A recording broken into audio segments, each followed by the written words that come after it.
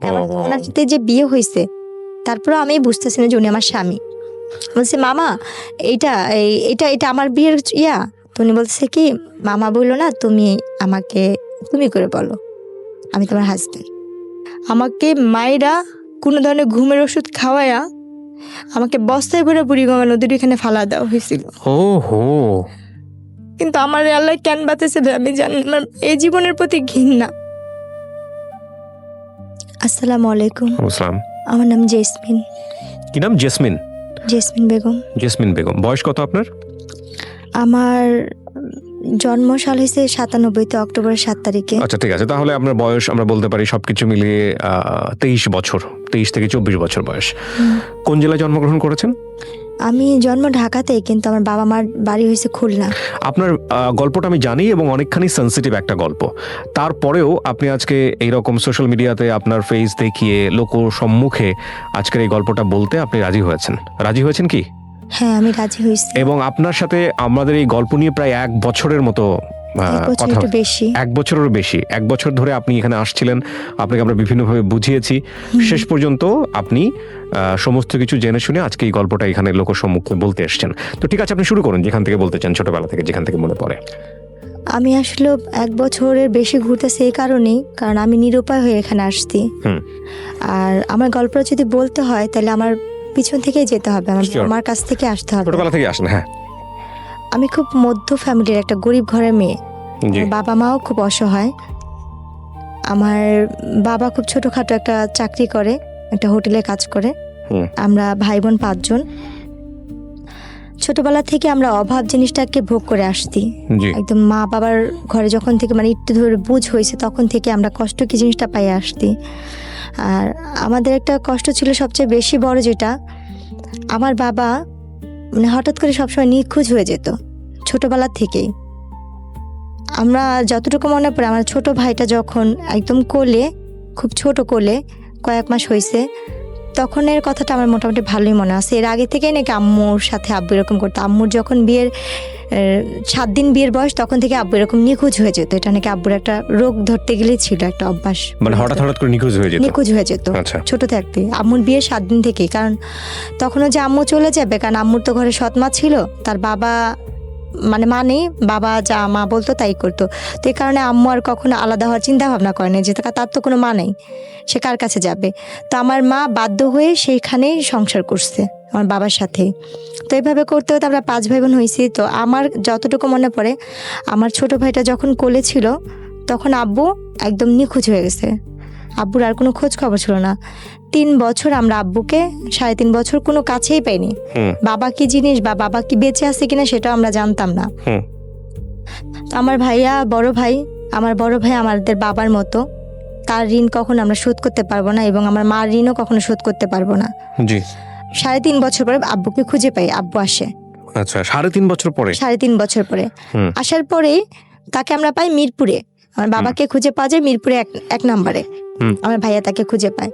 তো বাবাকে পাওয়ার পরে যেমনি হোক প্রত্যেকটা মেয়ে চায় সংসার টিকানোর জন্য, ভাঙার জন্য না। তা আমার আব্বু আসার পরে ওই আমার ছোট ভাইটাকে যখন কোলে রেখে গেছে, ওকে আইসা পাইছে 2 বছরের। 2 বছরের পাওয়ার পরে আমরা আব্বু আসার পরে, না 2 বছর না 3 বছরের বেশি, কারণ ভাইটাকে কোলে রেখে গেছিল। তখন আমার ভাইটা কথা বলতে পারে, ভালোই হাঁটতে পারে। আব্বুকে যখন পাওয়া গেছে, ওই আব্বুর কারণেই আমাদের মিরপুর যাওয়া। আচ্ছা। আব্বু মিরপুর বলতেছে যে আমি এখানে থাকবো না, এলাকায় সবাই যেহেতু এটা নিয়ে জানাজানি হয়েছে, তুমি কাজ করছো, থাক, যার হয়েছে চল আমরা মিরপুর চলে যাই। তখন আমরা ওই এলাকা থেকে মিরপুর চলে যাই। আচ্ছা। মিরপুর আমরা যাই 2005 সালে। আচ্ছা। 2005-এ আমরা মিরপুর চলে যাই। যার পরে ওইখানে আমাদের আর কোনো কাজ করতো না, কারণ আব্বু আসলে আমাদের আর কোনো কাজ করতে হতো না। আব্বু যে কাজ করতো, হোটেলে কাজ করতো, তো আমাদের আল্লাহর রহমতে সংসার চলে যেত। তো কাজ টাজ করতো 5 বছর, 2005-এ যখন আব্বুকে পাওয়া হয়, 6-এর দিকে আমার বোনের বিয়ে হয়। আমার বড় বোনের বিয়ে হয়ে যায়। 5-এর শেষের দিক দিয়ে আর কি, 6-এর আগে আমার বড় বোনের বিয়ে হয়। বড় বোনের বিয়ে হওয়ার পরে আমার তখন বয়স 10 বছর পার হয়ে যায়, 10-11 বছর পার হয়ে যায়, 11 বছরের মাঝামাঝি। তো আমরা যে এলাকায় থাকি, ওই এলাকারই যে বাসায় ভাড়া থাকি, সে পাশের বাসায় একটা লোক ছিল। ওনারা আমাকে রাস্তায় খেলতে দেখে পছন্দ করতে। আমার বাবা মার কাছে বিয়ের প্রস্তাবও দিছে। তো আমার ভাইয়া যে বাসায় গাড়ি চালাতো, ভাইয়া তো গাড়ি চালানো শিখে গেছে, ওই বাসায় গাড়ি চালাতো। ওনার আবার কোনো সন্তান ছিল না নিজের, আমার আম্মুকে নিজের মেয়ের মতোই দেখতো। তো ওই এলাকার মোটামুটি সবাই জানতো আমরা তার নাতি। আমরা ওনাদের বাসায় ভাড়া ছিলাম। তো যখন আমার জন্য বিয়ের প্রস্তাবটা যায়, তখন ওই নানু বলতেছিল যে তুমি কি ভাবতেছো এটা মাতবরের নাতি? ও তো মাতবরের নাতি না, ও কিন্তু ভাড়াটিয়া এখানে। আচ্ছা, ও কিন্তু মানে দেখতে শুনতে ভালো, সুন্দর, ওরা সব ভাই বোনই সুন্দর, কিন্তু ও কিন্তু কোনো বড় লোকের মেয়ে না, গরিবের মেয়ে। আচ্ছা, তারপর? তো আমার ওইখান থেকে ওনারা বলতেছে যে না, আমরা তো বাজারে গেছি, বাজার ভাঙাচোরা হলে আমাদের সমস্যা নেই, আমাদের সদাই দরকার। আমাদের বাজার কেমন হলো সেটা আমরা জানি না, আমাদের সদাইটা আগে মেন দরকার। তো আমার আব্বু আম্মুকে এসে অনেক রিকোয়েস্ট করে, প্রস্তাব দেয়। দেখেন আমরা কিচ্ছু চাই না, শুধু মেয়েটাই। তখন রোজার মাস ছিল, আমার বোনের বিয়েরও 1 বছর পরের কাহিনী, 2007 সালের কাহিনী এটা। তো আমার আম্মু বললো যে আমার মেয়ে তো ছোট, আমার মেয়ে তো এখনো সাবালক হয় নাই। আচ্ছা, আপনার এই বিয়ের যখন আসলো তখন বয়স কত আপনার? আমার তখন বয়স 11 বছর। মাত্র 11 বছর? 11 বছরে, মানে আমি মানে শেষ দিকে, মানে পুরো শেষ হয়নি। মানে ওরা যারা আসছে ওরা শুধু আপনার এই চেহারা দেখে এসছে? যে আমার চেহারা দেখে। আর তখন আপনি পড়াশোনা করেন নাকি পড়াশোনা করার সুযোগ হয়নি? আমি তখন স্কুলে ভর্তি হয়েছি, তখন হিসাবে আমি ক্লাস 6 এ মাত্র পড়ি। ক্লাস 6 এ পড়তেন? হ্যাঁ। তারপর মাত্র 6 এ। যারা বিয়ে নিয়ে আসছে তারা কোথা থেকে এসেছে? তারা আশেপাশেই ছিল? তারা এমনি ওদের হোম ডিস্ট্রিক্ট বিক্রমপুর ছিল, কিন্তু ওই এলাকার ওরা স্থানীয় ছিল। স্থানীয় ছিল এবং আপনাদেরকে চিনতো আগে? আমাদের চিনতো, যে আমরা ভাড়াটিয়া সেটা চিনতো। ওকে, তারপর? কারণ আমি তো সারাক্ষণ রাস্তায় খেলতাম। মানে উনি আমাকে ওই বড় হওয়ার পর ওই তখনই দেখছে। দেখার পরে বলতেছে যে এই মেয়েটা কে রে? ওর বোনের সাথে, ফুফাতো বোনের সাথে আমি খেলতাম। বলছে মালিহা এটা কে রে? বলতেছে এটা তো জেসমিন, ওই পাশের বাসায় থাকে ওরা। বলতেছে কি মেয়েটা কি করে? বলতেছে ও ওইখানে সরকারি স্কুলে পড়ে, আমার সাথে মেয়ে খেলতে আসে। তখন রোজার মাস ছিল। আচ্ছা। তো আমাকে দেখছে ইফতারির 2-3 ঘন্টা আগে, সে আমাকে দেখছে। আচ্ছা। দেখার পরে তারা ইফতারির পরপরই তারা চলে আসতে আমার জন্য বিয়ের প্রস্তাব নিয়ে। আসার পরে আমার মা বাবাকে অনেক রিকোয়েস্ট করলো, যেদিন দেখছে সেদিন কথা বলছে, তারপর দিন আমার গায়ে হলুদ হয়েছে। আমার বাবা মাকে তারা এক পর্যায়ে, আর আমার বাবা মা ভাবছে যে আমরা গরিব, এত বড় লোক জায়গা থেকে আসতে, নিজের থেকে মেয়ে নিতে চাচ্ছে। তো একদিন সময় চেয়েছে, তারা সেটাও দেয়নি। তারপর দিন গায়ে হলুদ করছে, তারপর দিন কাবিন করছে ওনারা। বুঝতেন 11 বছর বয়সে বিয়ে কি জিনিস? আমাকে ওনারা পার্লারে সাজাইতে নিচ্ছে। আমি এই যে পাশে যে খেলতাম গলিতে, আমাকে ওই গলিতে কয়েকটা আন্টি ছিল, অনেক আদর করতো। আমাকে বলতো ললনা সুন্দরী বলতো। ওনারা আমাকে আদর করে ললনা সুন্দরী বলতো। আর একটু দুষ্ট টাইপের, মানে খেলাধুলার প্রতি আমার নেশা অনেক বেশি ছিল। আর চুলগুলি একটু বড় ছিল তো, যার কারণে। তো তারপরে যখন ওনারা পার্লার সাজে, আমি তো কখনো পার্লারে সাজি নেই, আমার জন্য এটা পুতুলের মতো সাজ। আমি হলুদের দিনও ওনারা সাজাইছে, আমি সেটা তো অনেক খুশি ছিলাম, ফুল টুল দিয়ে। আমার বিয়ের মিষ্টি আমি নিজেই চেয়ে চেয়ে খাচ্ছি। তারপর যেদিন আমার কাবিন হয়, সেদিন আমি পাশের বাসা আন্টিকে যা বলছি, পুতুল আন্টি দেখেন আমি আজকে আরো সুন্দর ললনা সুন্দরী হয়ে আসছি, দেখেন আমাকে কত সুন্দর লাগতেছে। সেদিন আমার কাবিন সাজলেন। সাজার পরে থাকে না মেয়েদের, তো সাজার প্রতি একটা আলাদা ন্যাক থাকে। দেখা নিজেকে আয়না যখন দেখতেছিলেন বউ হিসেবে, সাজার পরে? হ্যাঁ, আয়নাতে দেখে তো নিজের প্রতি নিজে অবাক হচ্ছিলাম যে আমি এত সুন্দর, বা আমি এত পুতুলের মতো লাগতেছে, আমাকে আমি চিনতে পাইনি। বাট বিয়ে কি জিনিস সেটা আপনি বুঝতেন না? বিয়ে কি জিনিস আমি নিজেই বুঝিনি। আচ্ছা আচ্ছা, তারপর বিয়েটা কি? তো তারপরে গিয়ে আমার কাবিন হলো 2007 সাল আগস্টের 28 তারিখ আমার কাবিন হয়েছে। তো কাবিন হওয়ার পরে ওই দিন তো কাবিন হলো, তো ওনারা কাবিনের পর দিয়ে মানে আমাকে যখন কাজী লিখতেছে কবুল বলবে, আমার আম্মু নিচে, মানে মেহমান আসছে, সবাই খাওয়া দাওয়া দিচ্ছে, আব্বু নিচে দাঁড়াচ্ছে কে কে আসবে। তো ওনারা বলতেছে কি তাতেই করেন, ইফতারির আগে বিয়ে পড়াবো, ইফতারির আগে বিয়ে পড়াবো। তা আম্মু ওরা বলছিল কি ইফতারির পরে একবারে ঠান্ডা মাথায় বিয়েটা পড়ে। তো ওনারা খুব তাড়াতাড়ি করতেছিল। ওনাদের বাসায় হয়েছে, আমাদের বাসাও না কাবিন হয় না, ওনাদের ফ্ল্যাটে ওনাদের বিল্ডিংয়ে নিয়ে কাবিন করেছে। কারণ আমাদের বাসা তো সুন্দর না, আমাদের বাসা তো মানুষ আসতে পারবে না, মেহমান আসতে পারবে না, এই জন্য। তো আমার আম্মু সবাইকে খাওয়া দাওয়া দিচ্ছে, কাজ টাজ করতেছে। এর মধ্যে আমার ভাইয়া বসা ছিল, আর আমার বড় বোনের ভাসুর বসা ছিল। জি। তো ওর মধ্যে ওনারা বলতেছে কি আমার বাবার নাম, আমার মায়ের নাম, সবার নাম নিচ্ছে, লিখতেছে। তো আমাকে কবুল বলতে বলছে। আমাকে কিন্তু আমার একবার মামি আর আমার নানি শিখা দিছিল, তোর যদি কবুল বলতে বলে তুই কখনই কবুল বলবি না, চুপচাপ থাকবি। অনেকক্ষণ পরে আমরা যখন বারবার তোরে বলবো বল বল বল, তারপর তুই বলবি। কিন্তু আমি আর সেই জিনিসটা বুঝিনি। আমাকে যখন কাজী বলতেছে বলো মা বিসমিল্লাহ কবুল, আমি বলছি হ্যাঁ কবুল কবুল কবুল, একসাথেই বলে দিছি কতবার, মানে হিসাব ছাড়াই। আমি বলছি হ্যাঁ কবুল কবুল কবুল, একসাথেই বলে দিছি কতবার, মানে হিসাব ছাড়াই। আমার এতটুকু ছেলেটাকে দেখেছেন না যার সঙ্গে বিয়ে হচ্ছিল আপনার? তাকে তো আমি ছাদে খেলার সময় দেখছি, কিন্তু ওভাবে কখনো বড় ভাই হিসেবে জানতেন নাকি? মামা হিসেবে জানতাম। আর তার মাকে আমি নানি ডাকতাম। মাকে নানি ডাকতেন আর ছেলে? আচ্ছা ওকে, তারপর সেই হিসাবে মামা হয়। আমার আম্মু এসে বলতেছে কি যে আসেন আমরা বিয়ে পড়া ফেলে আপা। আমার ফুপুসা সেই নাম ধরে বলতেছে যে আসেন আমরা বিয়ে পড়া ফেলে। তো আমার ফুপুসাই বলছে আল্লাহ বিয়ে তো হয়ে গেছে। আমি কান্না করতেছি, না না আমার তো বিয়ে হয় না, আমার তো বিয়েই হয় না, আমার বিয়ে করাইবা না। আমার ভিতরে ধারণা ছিল যে আমি টিভিতে নাটক বা ছবি দেখতাম যে হিন্দুরা ঘুরে যে এই আগুন রেখা ওইভাবেই বিয়ে। আমার চিন্তা ধারণা ওইভাবে মানুষের বিয়ে হয়, বাবা বিয়ে কি জিনিসটা আমি অতটা বুঝিনি। ওইটা টিভিতে দেখি বিয়ে, ওইটাই বিয়ে। না আমার তো বিয়েই হয় না, আম্মু আমার বিয়ে দেয় না। কবুল কবুল বলার পরে হ্যাঁ আমার কিন্তু বিয়ে হয়েছে 1 ঘন্টা হয়ে গেছে। ইফতারির আগে ওনারা বিয়ের কাজ সেরে ফেলছে। ইফতারি করার পরে আম্মু বলতেছে আসেন আমরা বিয়ে করাই।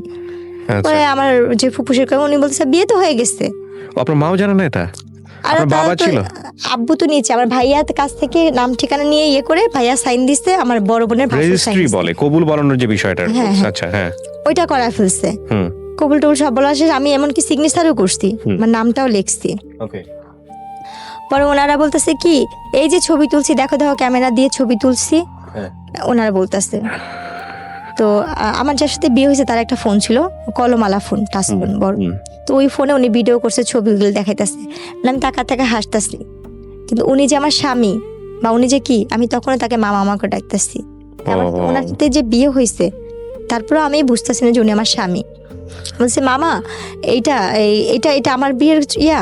তো উনি বলতেছে কি মামা বললো না, তুমি আমাকে তুমি করে বলো, আমি তোমার হাজব্যান্ড।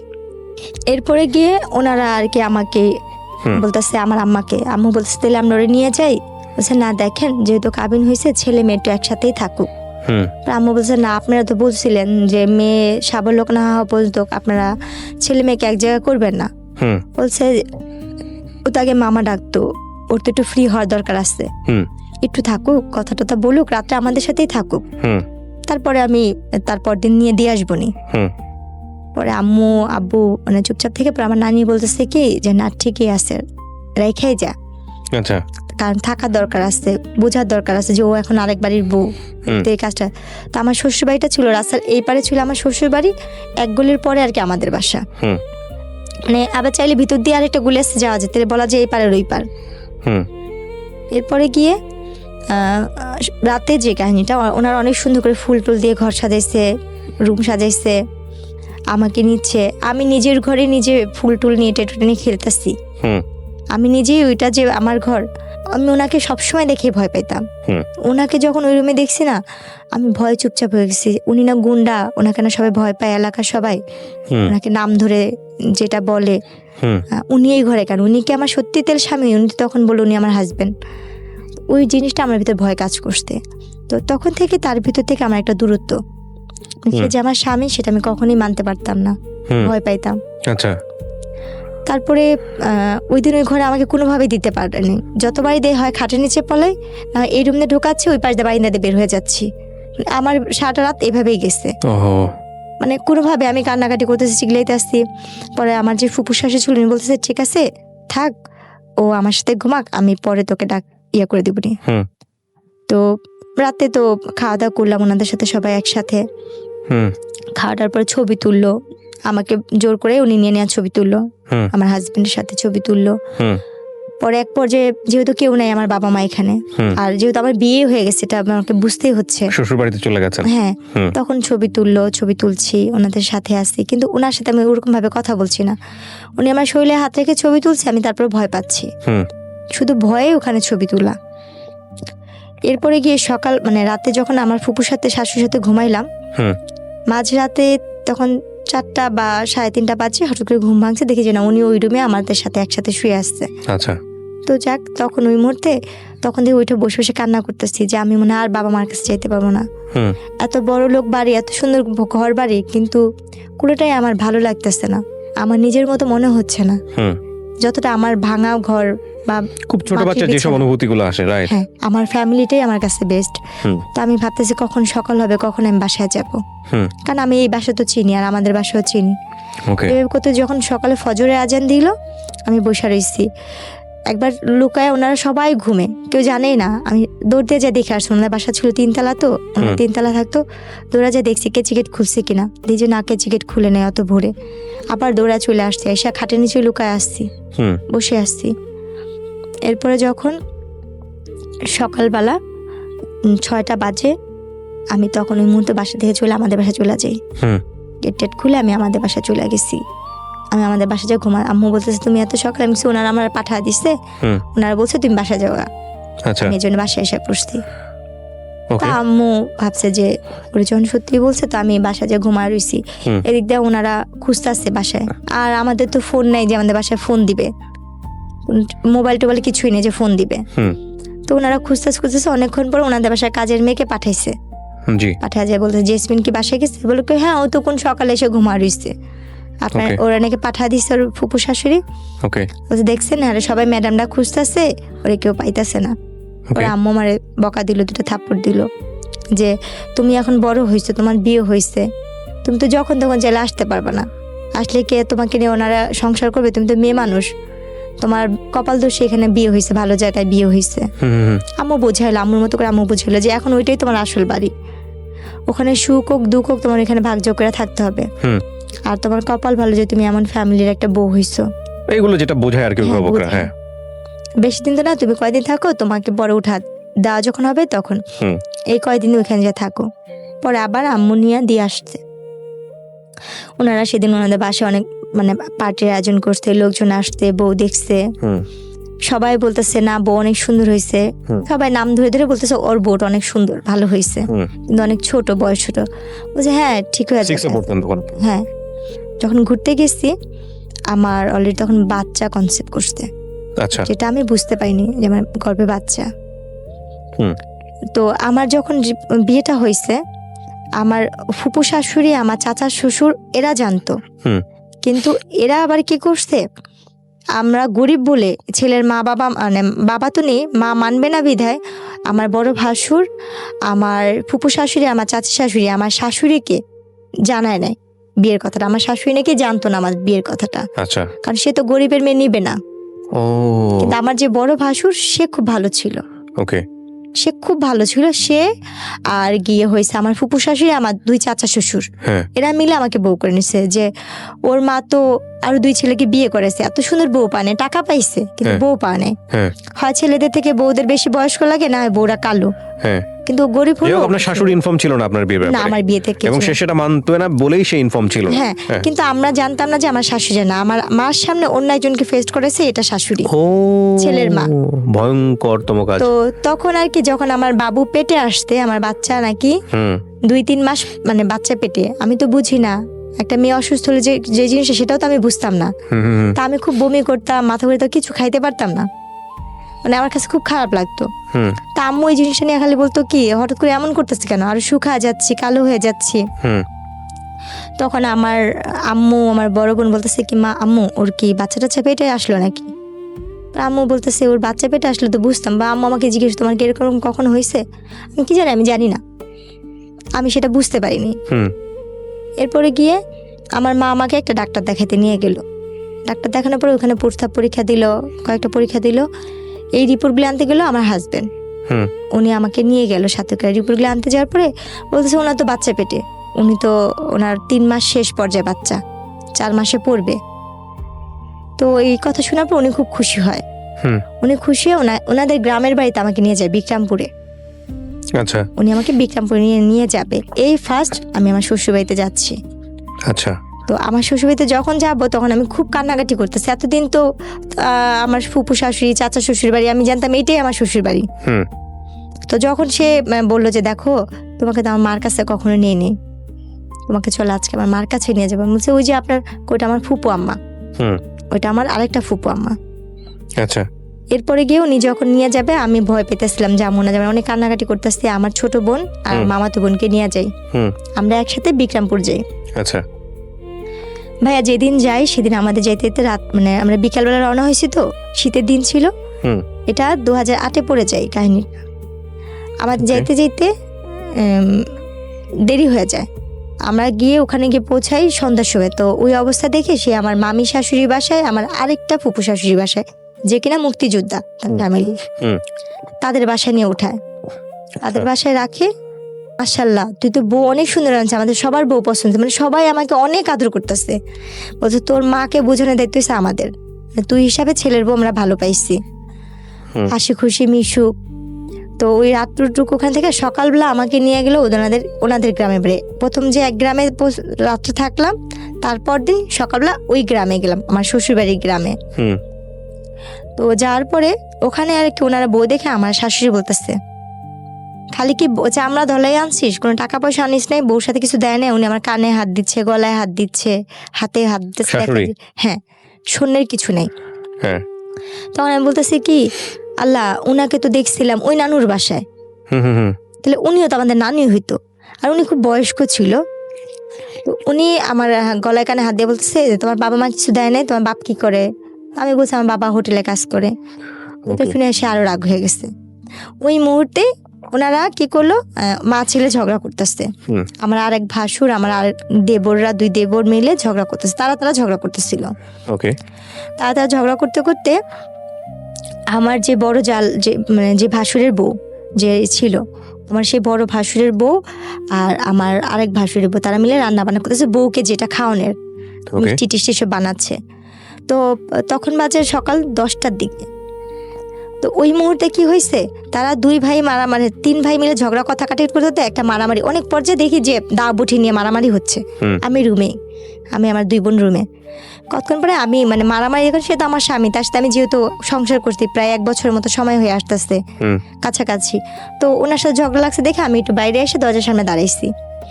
দাঁড়ানোর পরে আমার যে আরেক ভাসুর, মানে মেজো ভাসুর যাকে বলে, সে এসে আমার মুখে ভাষা একটা খারাপ করে একটা গালি দিয়ে আমার চুলটা টাইনা ধরে।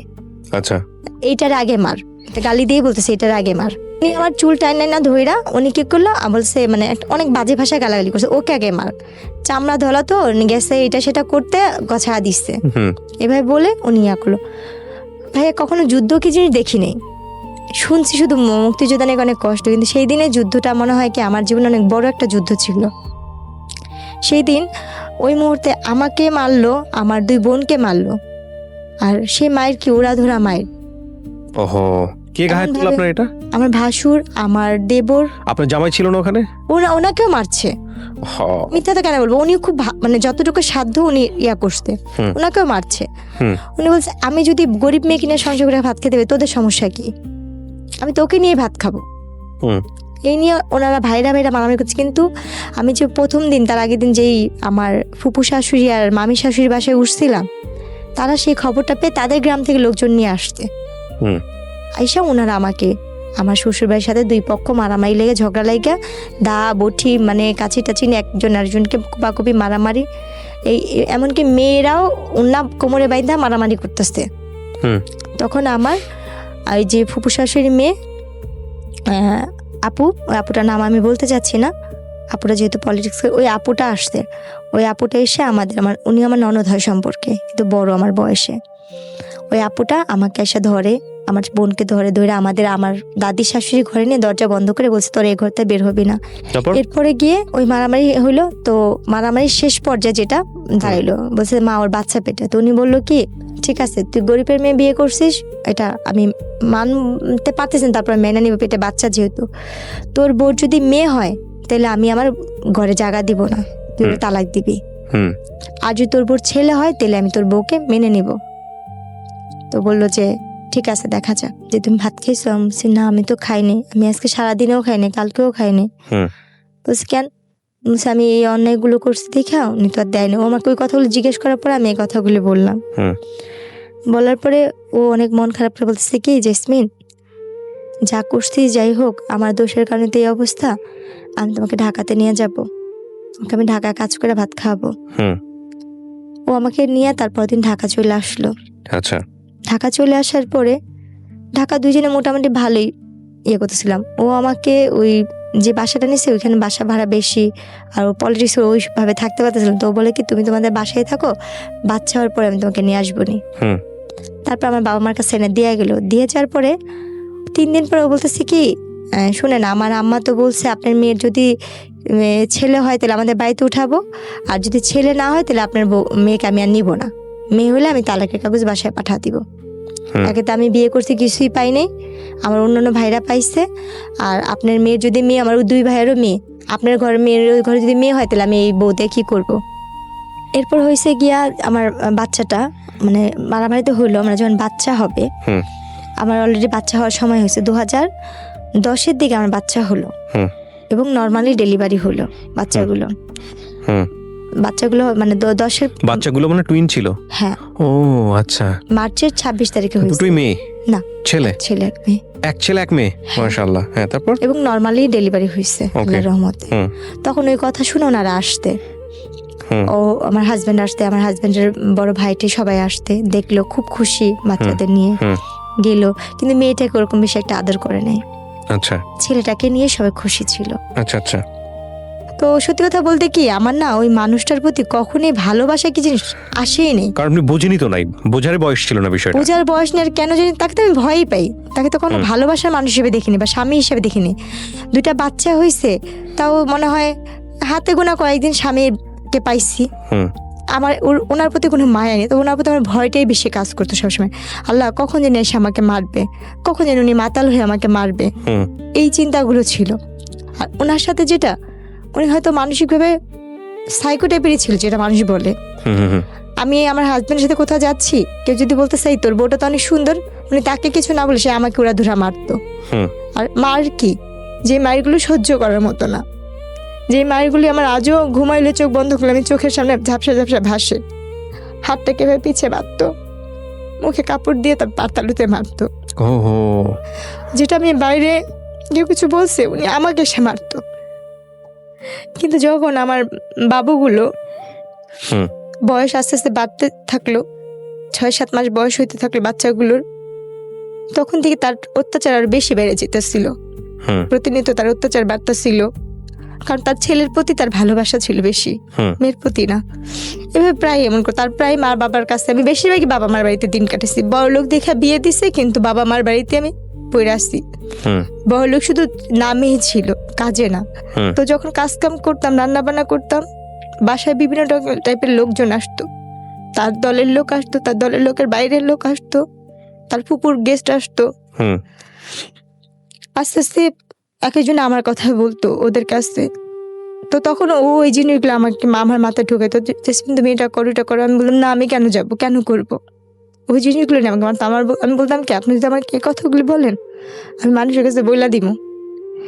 তখন সে আমাকে আবার ওইভাবে হাত পা বাইধা পাতালুতে মারতো। আর ওই মারার অবস্থা ভাই মনে হতো কি, কেউ যদি একবার আমার হাতটা খুলে দিত, আমি নিজে তারে খুন করতাম। মানে এত রাগ উঠে যেত, এমন ভাবে মারতো যে মায়েরগুলি মানে ভাষায় প্রকাশ করা যায় না। মানুষ নাকি রিমান্ডে অনেক মারধর করে, কিন্তু আমি জীবনের রিমান্ডের মায়ের অনেক খাই আইছি, অনেক রিমান্ডের মায়ের খাই আইছি, যে মায়েরগুলি আমি চোখ বন্ধ করলে আমার চোখের সামনে ভাসে, কাউকে বলতে পারি না। মনে হয় যে আস্তে আস্তে মানসিক রোগী আমি নিজেই হয়ে যেতেছি। উনি কি, ওনার থেকে বেশি এখন মেন্টালি টর্চারিং আমার হচ্ছে। বাপ মার কাছে যেমন, বাপ মা তো গরিব, বাপ মা কোথেকে আমরা সাহায্য করবো। আবার কিছু বলতে গেলে বলতে হুমকি দিত, আমার ভাইরে এটা করবো, ছোট ভাইরে ওই করবো, বড় ভাইরে ওই করবো। চিন্তা করতাম আমার লেগে আমার ভাইদের ক্ষতি হইব, আমাদের নিজেরই গরিব। ওনার সবকিছু মানতাম, খালি পারতাম না নিজের দেহটারে বিলা দেওয়ার জন্য। যা বলতো তাই করতাম, যেটা বলতো সেটাই করতাম। আর স্বামীতে যে ভালোবাসা, তাকে আমি এটা কখনই আমার ভিতর থেকে কখনো আসেনি। তার জন্য মানুষ যেমন একটা মেয়েকে ভাড়া করে আনে, ব্যবহার করে, আমি ওনার কাছে সেরকমই মনে করতাম যে উনি যে মেয়েটাকে আজকে আনছে আমি তাদের ভিতরে একজন। এই জিনিসটা মনে করতাম সবসময়। তো ওইখানটা আমার যেটা মনে পড়ে, আমার অনেক মারতেছিল, এত মারতেছিল যে মানে ভাষা, আর মারতে মারতে টাইনা টাইনা আমার ছাদের কোনারে নেওয়ার চেষ্টা করতেছিল। আমি কোনোভাবে যাব না, আমি দরজার সিট ইয়াটা ধরে রাখছি। আমি বলছি আপনি আমাকে একটা বারের জন্য মাফ করেন, আপনি যা বলবেন আমি তাই করব, আপনি যেইটা বলবেন আমি সব ধরনের কিছু করবো। আমি কাজের মেয়ে হয়ে থাকবো শুধু আমার বাচ্চাগুলোর জন্য, শুধু আমার সন্তানগুলোর জন্য আমি এই লোকটার সাথে থাকতে চাইতাম। কারণ আমার নিজের প্রতি, নিজের দেহের প্রতি কোনো লোভ ছিল না, এই দুনিয়ার কোনো কিছুর প্রতি আমার লোভ নেই। আমার শুধু একটাই সব ছিল, আমি একটা ঘরের বউ হবো, একটা যৌথ পরিবারের বউ থাকবো, একটা সংসারী মেয়ে থাকবো। আমার একটা ঘর দরকার ছিল। স্বামী যেমনই হোক, আমি আমার বাচ্চাটাকে দুইটারে কোলে নিয়ে আমি নাইমা চলে আসতি, পলাই চলে আসি ধরতে গেলে। যে আমি বংশাল থানায় যাই ইয়া করে, ওনারা আমার মায়ের চিনুক দিয়ে মাথা ফাটা ছিল, শরীরের এখানে সেখানে মায়ের চিনুক দেখা ওনারা সাথে সাথে আমাকে ইয়ে করতে কেস নিয়ে নিচ্ছে। মানে আপনি মামলা করলেন কত সালে? ওইটা 10-এর দিকে। 2010-এর দিকে। হ্যাঁ। তারপর ওনারা নেওয়ার পরে নারী নির্যাতন মামলা। হ্যাঁ। তারপর করার পরে ও মা পুলিশ বাসায় আসলো, ওরকে বাসায় পেলো না, ওর ভাই ফোন দিল, ওর মা ফোন দিল, পুলিশ বললো আচ্ছা ঠিক আছে তুমি বাসায় চলে যাও। আমি ওইখানেই বসা, তারা কিন্তু আমার হাজবেন্ডের সাথে কথা বললো। আচ্ছা ঠিক আছে, এটা পারিবারিক ব্যাপার, তারা ঘরোয়াভাবে ম্যানেজ করে নেবে, আপনারা যান, চলে যান।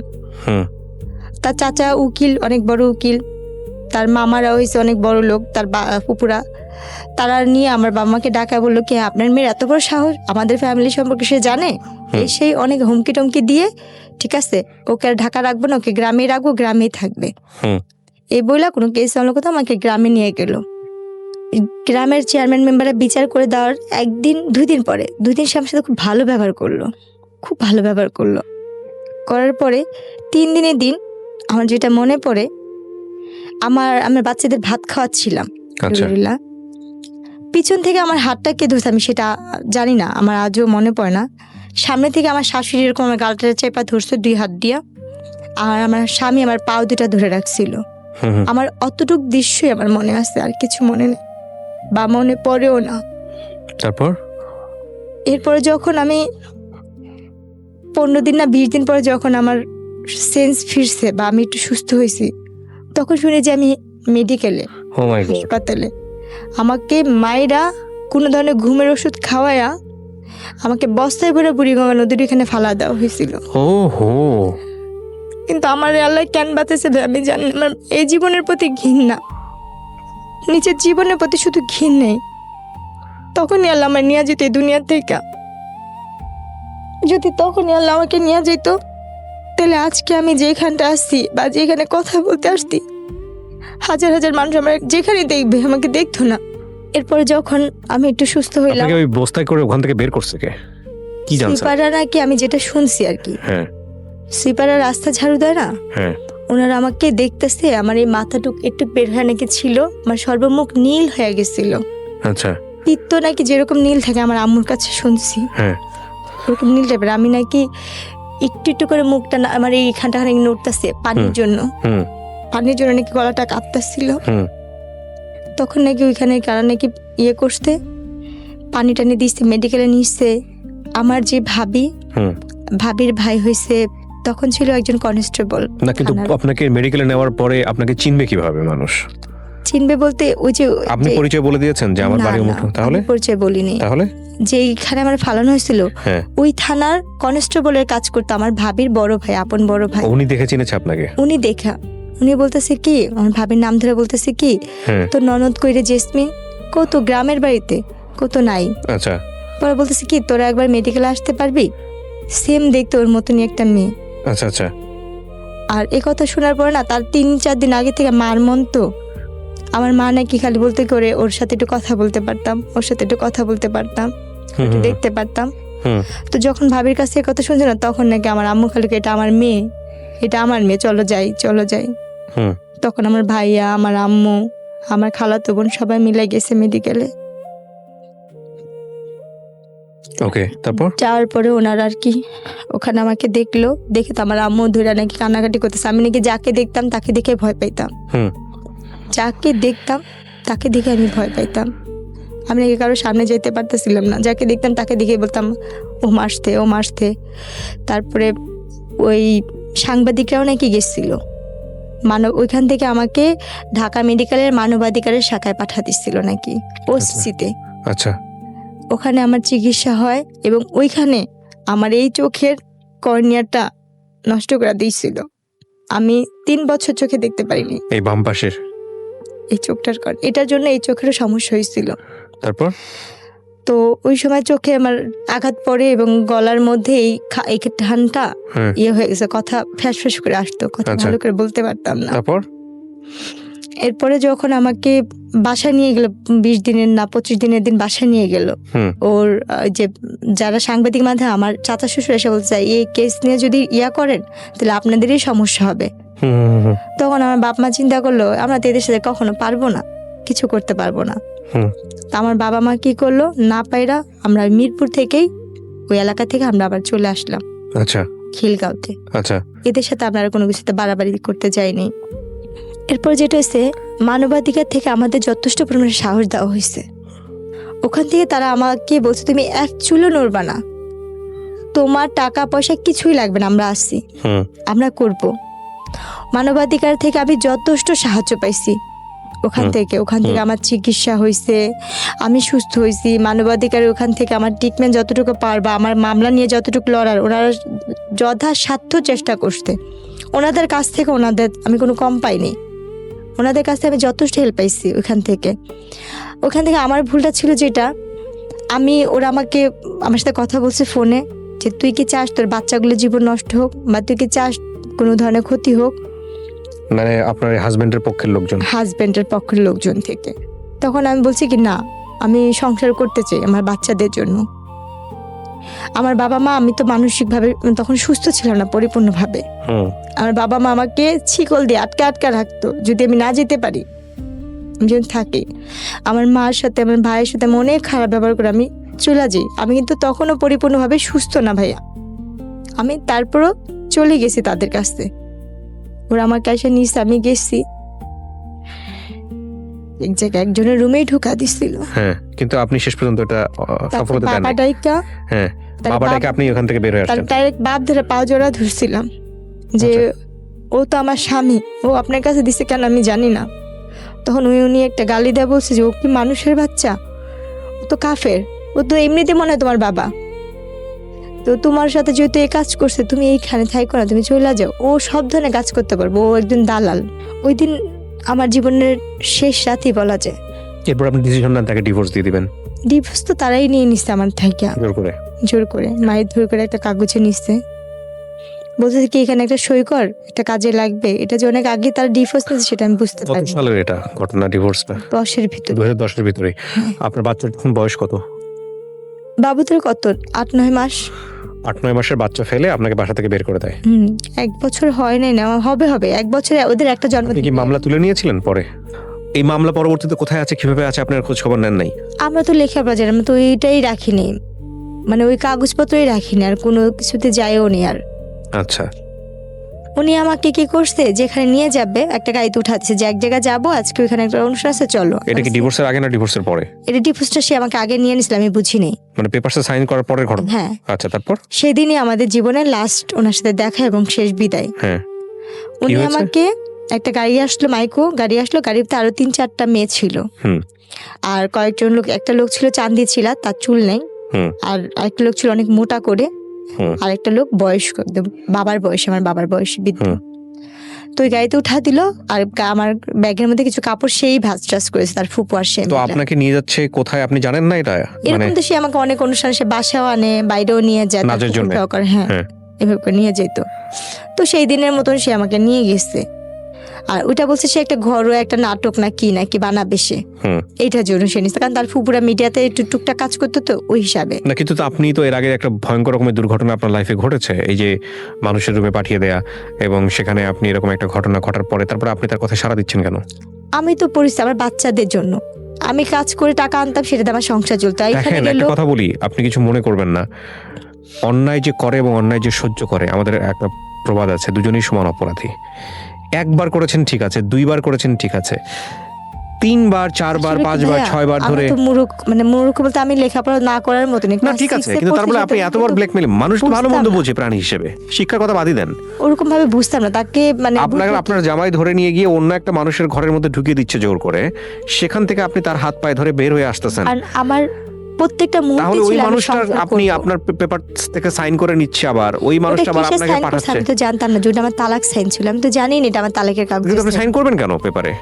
কি কারণে অনেক কি জিজ্ঞেস করেছে আপনাকে? উনি আমাকে বলছে এখানে একটা সই দাও, বাবুদের জন্য একটা করছি, বিমানা পলিসি করছে ওইখানের জন্য। আচ্ছা, তো একটা কথা বলে আপনাকে নিয়ে গেল বাইরে, নিয়ে গেছে। তারপরে আপনি দেখলেন যে তারপরে আপনাকে হচ্ছে হলো কোন একটা জায়গায় নিয়ে আর বিক্রি আমি করে। যেখানে যেতাম সেখানে তো আমার চিন্তা ভাবনা থাকতো এইখানে আমার ইনকাম হলে আমার বাচ্চাগুলো খাবে, আমি চলবো। আমার তো ওই জিনিসটাই কাজ করতো যে আমার জীবনটা এইভাবেই করে যাবে, ওই হিসাব করে যেতাম। তো সেদিন আমি খালি বললাম কি যে আজকে আপনি যাবেন না এই গাড়িতে, অন্যান্য দিন তো যান, আজকে আপনি যাবেন না? বলছে তুমি যাও, আমি ফুপুর সাথে আসতেছি, আমি ফুপু একসাথে ফুপুর গাড়িতে আসবো। তো যাক গেছে, যখন যাইতে যেতে অনেক যেখানে যেতেছে, আমি তো রাস্তাঘাট তো চিনি না, তখন আমি বলতেছি কি আর কত দূর যাবে, কোথায় অনুষ্ঠান? তখন ওই মেয়েরা বলতেছে এটা যাচ্ছে না, একটা অভিনয় হবে, নাটক হবে, টেলিফিল্ম, এসবে হবে না। যে পাগল তুমি, তোমার মাথা মাথা ঠিক আছে? আমরা তো যাচ্ছি একটা যেখানে ওইখানে এরকম এরকম কাজ হয়, আমরা তো টাকার বিনিময়ে যাই, ওখানে 6 মাস বা 3 মাস থাকি। তখন যে আমি কি পরিমাণে কান্না করতেছি গাড়ির মধ্যে বসে, আর বলতেছি যে আল্লাহ একটা বার আমাকে এই গাড়ি থেকে একটু মুক্তি দেওয়ার ব্যবস্থা করো, আমি যেন এই গাড়িটা থেকে বের হইতে পারি। এটা মনে হয় আমার জীবনের, আমার মানে আমার বাচ্চারা বা আমার বাবা মা আর কেউ দেখতে পারবো না আমি কোথায় যেতেছি, কার কাছে যেতেছি, এরকম করতেছিলাম। তো ওই মুহূর্তে গাড়িটা যখন ওই বার হবে, ফেরি পার হবে, ফেরি পার হওয়ার সময় ওইখান থেকে ওখানে একটা আপু ছিল, খুব ভালো ছিল। ওই আপুটা বলতেছে কি যখন ফেরিতে উঠবো তখন তোকে আমি একটু হেল্প করতে পারবো, বাথরুমের নাম করে তুই এখানে বেড়াইতে পারবি, যেহেতু তুই এখানের মেয়ে না। তারপর এরপর যখন বাথরুমের নাম করে এখান থেকে বের হইলাম, আমি পলে ওইখানে একটা রুম, মানে উপরে যে থাকে যে বাথরুমের সাইডে, ওইদিকে একটা লোকের বললাম কি আমার ওই গাড়িটা তুলে নিয়ে যেতেছে, আমার কেউ একটু বাঁচাবেন। ওখানে কয়েকজন লোক জমাট হইলো, বলতেছে কোন গাড়িটা?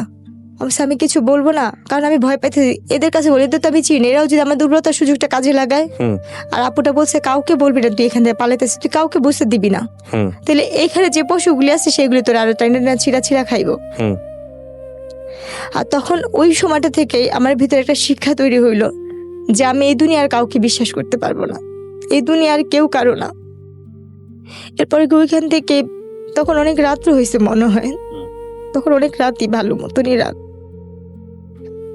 তখন ওই সময় আমি লুকায় বাথরুমে তো বসে আসছি, বাথরুম থেকে বের হচ্ছি না, কোনোভাবে বের হচ্ছি না। আর আমি যে লোকগুলোকে বলছি ওই লোকগুলি আমাকে খুঁজতেছে। অনেকক্ষণ পরে ভালো করে বোরখার মুখটুক আটকে অন্য সাইডে এমনভাবে বের হলাম যে আমি কাউকেই কিছু বলিনি, আমি যে কোনো গাড়ি থেকে পলাইছি বা কিছু, আমি ওরকম কাউকেই কিছু বুঝতে দিইনি। আমি আমার মতো ওই ফেরিতেই বসেছিলাম। এরপর যখন ফেরিটা ঘাটে ভিড়লো, ওরা তো খুঁজতেছে কোনোভাবে পাচ্ছে না। আমি গাড়িটাকেও দেখতেছি লুকা এক সাইডের থেকে ভিতরে। ওখান থেকে দেখি কি গাড়ি থেকে 3-4 জন বের হয়েছে, চান্দমাথা যে লোক উনিও বের হচ্ছে। পরে আমি তাড়াতাড়ি করে জোরে জোরে হাইটা আগা ফেরির মধ্যে যে খাবারের দোকানগুলো থাকে না, যে খাবার খায় হোটেল টোটেল, ওইখানের ভিতরে ঢুকছি খুঁজে ওইখানে ঢুকে আমি এক সাইডে গিয়ে এক পাশে যে দাঁড়া, মানে এমনভাবে করতেছি যে আমি দোকান থেকে কিছু কিনতেছি, যে আমাকে কেউ না দেখে বা না করে। কারণ আমি তখন বুঝি যে আমার যে করেই হোক আমার এই জায়গাতে বাঁচতে হবে, এবং আমি এইখান থেকে বাঁচার পরে ওই স্বামী নামে যে পশুটা ছিল তার সাথে আমি আর কোনো ধরনের যোগাযোগ করব না, তার সাথে আমি আর কোনো ধরনের সম্পর্কেই রাখবো না। আমার নসিবে যা আছে তাই হবে। কারণ আমি তো বাচ্চাদের রাখার জন্য, মানে বুকে রাখার জন্য আমি অনেক চেষ্টা করছি। আমার 2টা সন্তানকে মানে কষ্ট করে পালছি। আজকে আমার সেই বাচ্চাদের আমি চোখেও দেখি না, জানিও না কোথায় আছে, কিভাবে আছে, কিছুই জানি না। শুধু অভাবের কারণে আমি তার সব ধরনের অত্যাচার, সব ধরনের কথা আমি মাইনা নিচ্ছিলাম। এরপরে যে ওর গাড়িটা নেমে গেছে, গাড়িটার থাকে না, অপেক্ষা করে নেই আমার একজনের জন্য আর 10টা মেয়ে করবে। আর মানুষ যেহেতু ওখানে ভিড় হয়ে গেছে, এরপরে গিয়ে ওই গাড়িটা চলে গেল আর আমি বসে রাখলাম যে এই ফেরিটা কখন আবার ওই পারে যাবে। ওই পারে গেলে আমি ওইখান থেকে গাড়িতে, আমি আবার একটা মুরব্বিকে আন্টিকে জিজ্ঞেস করলাম যে আচ্ছা খালাম্মা, আমি এখান থেকে ঢাকা গেলে কিভাবে ঢাকা যাব? পরে বলতেছে তুমি ঢাকা গেলে তো তোমার ঢাকার বাসে উঠতে হইব। তা আমি বলছি আন্টি ঢাকার বাস কোথায়, এইখান থেকে পাবো? বলতেছে না, ওইখান থেকে যে গাড়িগুলো আসবে তুমি সেইগুলিতে উঠবা, এটা তো ওদিকে যাবে, ওদিক থেকে যেটা আসবে সেটা ঢাকার দিকে যাবে। ওকে, আমি কখনো রাস্তাঘাট নিই না যে আমি কোথাও যাব। তখন আমি ওখানে বসে থাকলাম যে কখন ঢাকার বাস আসবে। আর যেহেতু আমি ভালো করে পড়তে পারি না, আমি যে ক্লাস 6 পর্যন্ত পড়ছি, আমার মানসিক টর্চারিং এ বা আমার যে এই ধরনের প্রেশারগুলো গেছে ভাই, আমি এখনো পড়তে গেলে হিমশিম খাই, মানে আমার ভালো করে মনে পড়ে না। তখন আমি কি করলাম, বসে পড়ে অনেকক্ষণ বসে থাকার পর দেখতেছি যে ঢাকা লেখা যে বাসগুলো, ওখানে একটা যে বাস আসতে, বাসটার নাম হচ্ছে ফাল্গুনি, একটা কাউন্টারের কোনো একটা বাস ঢাকা যাবে, ঢাকা খুলনা যশোর এরকম নাম লেখা, মানে কয়েকটা ইয়ের। তখন আমি বললাম কি এই বাসটা কি ঢাকা যাবে? পরে বলতেছে কি হ্যাঁ এটা তো ঢাকা যাবে। পরে আমি না বলছি ভাই আমার ব্যাগটা হারাই গেছে, আমার কাছে কোনো টাকা পয়সা নেই, আমাকে কি ঢাকা নেওয়া যাবে? পরে বলতেছে কি দেখতেছো আমার হাতে কোনো ব্যাগ নেই বা কোনো টাকা পয়সার মতো কিছু নাই। পরে আচ্ছা যান উঠেন, যদি যাত্রী বেশি হয় আপনাকে দাঁড়া যেতে হবে। ঠিক আছে আমার কোনো সমস্যা, আমি দাঁড়াই যাব। তখন ওই বাসটাতে উঠলাম, ওই বাসটা যাত্রাবাড়িতে এসে নামলো। ওখান থেকে আমি একটা রিক্সা নিয়ে আমার মার বাসায় চলে আসি, কারণ আমার আর কোথাও যাওয়ার জায়গা নেই। মার বাসায় বলেন না যে মাকে যে মা এগুলো মার বাসায় উদ্দেশ্য করে বের হয়েছে ঠিকই, মাঝ রাস্তায় না কেন জানি মনে হয় আমার ফুপু শাশুড়ির কাছে যা বলি তো, সে যদি আমার বাচ্চাগুলিকে আইনা দেয়, ওনার কাছে আবার যাওয়ার জন্য ইয়া করলাম। তারপর আমার মেজো ফুপু শাশুড়ির কাছে গেলাম, ওনার বাসায় কাজের মেয়ের মতো পড়ে আসছি, ওনার পার্লারে কাজ করি, ওনার এটা করি সেটা করি, কিন্তু উনি কোনোভাবে আমার বাচ্চাই না দেয় না। উনিও দেখি আমাকে এটা ওইটা বলে, মানে বাজে ধরনের কথাই উনিও বলতেছে। ওখানে আমি 1 মাসের মতো কাছাকাছি ছিলাম। তো ফুপুর পার্লারের একটা মেয়ের অনুষ্ঠান, জন্মদিনের অনুষ্ঠান, আমি তাকে রান্না বান্না করে দিলাম। পার্লারের মেয়ের জন্মদিন, ওই মেয়ের বার্থডেতে আমি রান্না বান্না সব কাজ করলাম। ওই মেয়ের নাকি একটা হাতের আংটি ভাই হারায় গেছে, ওই আংটিটার জন্য আমার ফুপু শাশুড়ি এবং পার্লারের মেয়েরা মিললে আমাকে মারলো যে আমি নাকি সে আংটি চুরি করছি। কিন্তু আমি তো ওইখানে পড়ে আছি শুধু আমার বাচ্চাটার জন্যে, আমার যদি বাচ্চাগুলি আমার কাছে আইনা দেয়, ওই লোভে বা ওই বিনিময়ে, আমার স্বামীর লোভেও না, শুধু সন্তানদের লোভে আমি এখানে পড়ে থাকতাম। এরপরও আপনি হাজবেন্ডের কাছে ছিলেন এই ঘটনা? তাহলে তার কাছে ফুপুর কাছে ছিলাম, ফুপুর কাছে ছিল, আর ফুপুর বাসায় ছিল। তো একই তো কথা হলো। তাও না, সে তো ওইখানে আসেও না, তার সঙ্গে যোগাযোগও নেই, বা আমি যে তার ফুপুর বাসায় আছি সেটা জানেও না। সে তো ওইখানে বাচ্চাদের নিয়েই নাই হয়ে গেছে, যে মেয়ের সাথে তার সম্পর্ক আছে সেই মেয়েকে নিয়ে সে অলরেডি সংসার করতেছে। পরে গিয়ে ওই মায়ের খাওয়ার পরে আর ওইখানে আর থাকিনি, চলে আসলাম। আয়সা বাবা মার কাছে বললাম যে ঠিক আছে আম্মু আমি ওনারে তালাক দিয়ে দিব। আম্মু বলছে যে আগে তুই তালাক দিয়ে, আমি আমার কাছে টাকা পয়সা নেই। তুই কোথেকে দিবি, কিভাবে দিবি? আমি জানি না, আমি কি টাকা নিয়ে গাছ লাগা রাখছি, যোগাযোগই করবি না। তারপরে গিয়ে কাজে অফিসে গিয়ে বললাম যে আমি এরকম ছাড়তে চাই, আমার কাছে কোনো টাকা টুকা নেই, কেমনে কি ছাড়া যায়? ওর বলছে আপনি 500 টাকাও যদি ম্যানেজ করে আনতে পারেন আমি এখান থেকে কাগজপত্র করে দিব। এরপরে আম্মুর থেকে যে আম্মু 500 টাকা দিল, 500 টাকা নিয়ে ওনারে যা তালাক দিলাম। আমার তালাক যাওয়ার আগে তালাক দিলেন? এটা 2011 সালের। 11 সালের। বিয়ে হয়েছিল কয় সালে? 2007-এ কাবিন হয়েছে, আমাকে 9 সালে বাচ্চা পেটে নেওয়া অবস্থা উঠা নিয়েছে। ওকে, তারপর 11-তে আমার তালাক হয়েছে। তালাক হওয়ার পরে ওনাদের সাথে আমার আর কোনো যোগাযোগ নেই, কোনো কন্ট্যাক্ট নেই। এরপরে আমি আস্তে আস্তে মানে টেনশন, বাচ্চাদের জন্য টেনশন করতে করতে, আর ওই যে আমার মাথায় যে আঘাত পড়ছিল চোখে তো দেখি না, এক পর্যায়ে আমি আস্তে আস্তে অসুস্থ হয়ে গেলাম। তখনই আমি ব্রেন স্ট্রোক করি। স্ট্রোক করার পরে আমার অনেক কিছুই মনে নেই। তারপরে এইভাবে তখন এই আম্মুর সাথে থাকতাম, টুকটাক হাতের কাজ করতাম, থ্রিপিস না বিকচি টিকচি করতাম, মানে আমার মতো যে কাজ করতে পারে আমি সেই ধরনের কাজটা যে করতাম টুকটাক। করা অবস্থায় এক বাসায় কাপড় বিক্রি করতে যেতাম। কাপড় বিক্রি করতে যাওয়া অবস্থায় ওনারা অনেক বড় লোক ছিল, আর আমি হইছে অনেক ধরনের সুতার কাজ, ব্লক বাটির কাজ, সব ধরনের কাজ জানি। আর যেহেতু আমার শ্বশুরবাড়িতে পার্লার ছিল, তাদের পার্লারের কাজটা আমি শিখে ফেলছিলাম। বাচ্চাদের জন্য খারাপ লাগতো, কিন্তু কিছু করার ছিল না।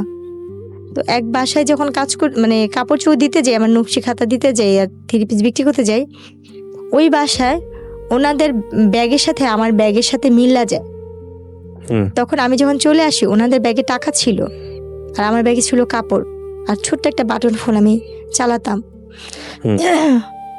হয়তো বা তারা ওই আমার এই ভিডিওটা দেখবে, ওনাদের টাকার ব্যাগ আমার কাছে চলে আসে আর আমার কাপড় ব্যাগ ওনাদের বাসায়। আমার ওই কাপড় ব্যাগে ছোট একটা ফোন ছিল, আমার বাটন ফোন। আচ্ছা। তো আমি যখন রিক্সাওয়ালাকে টাকা দিব তখন দিয়েছি আমার ব্যাগে টাকা নেই, ওই টাকা ওনাদের টাকা, আমার ফোনও নেই আমার টাকাও নেই। তখন আমি ওই টাকার দেখে অবাক হয়ে গেছি, এতগুলো টাকা তো আমি কখনো দেখিনি। তখন গিয়ে আমি কি করলাম, বাসায় নামলাম, না আমার ওই নাম্বারে ফোন দিচ্ছি বারবার। ধরেন সারাদিন এরকম পার হয়েছে, সন্ধ্যার দিকে ফোন ধরছে। আমি বলতেছি কি এই ফোনটা যার কাছে, ওনাদের একটা ব্যাগ আমার কাছে।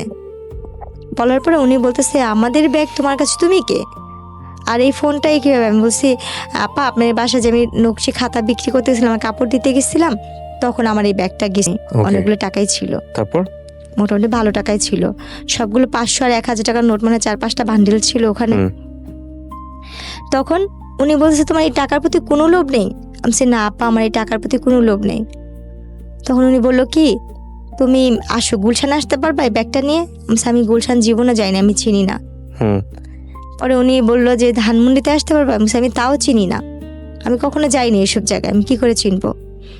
তখন উনি আমাকে বলছে ঠিক আছে আমি কোথায় আসবো? আমি বলছি আমি তালতলা চিনি। তখন আমাদের এলাকার ভূতের আড্ডা একটা আছে রেস্টুরেন্ট, উনি ওখানে আসতে বলছে। আমি ব্যাগটা নিয়ে ওখানে গেছি, যার পর উনি আমার দিকে তাকায় রয়েছে আর আমার ব্যাগটা দেখতেছে, আর উনি আমার ব্যাগটা নিয়েই আসতে শুনে মাথায় হাত দেয়, বলতেছে কি যে তোর মতো মেয়ে আমি খুব কম দেখছি রে, কিরে বোন তোর এই টাকার প্রতি কোনো লোভ লাগে নাই?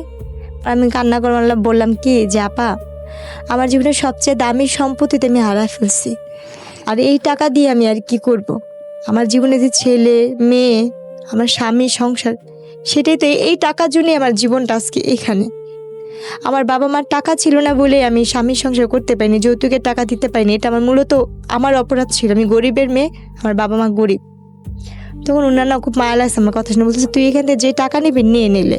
আমি বলছি না আপা আমার টাকা লাগবে না, যদি পারেন আমার একটা কাজ দিয়েন, আমি কাজ করব, আমার একটা কাজ দরকার, আমি যদি একটু চাকরি করতে পারতাম, আমি তো লেখাপড়া জানি। তখন উনি আমাকে কি কাজ দিল, ওনার বাচ্চাদের স্কুলে নেওয়া আসার একটা কাজ দিল।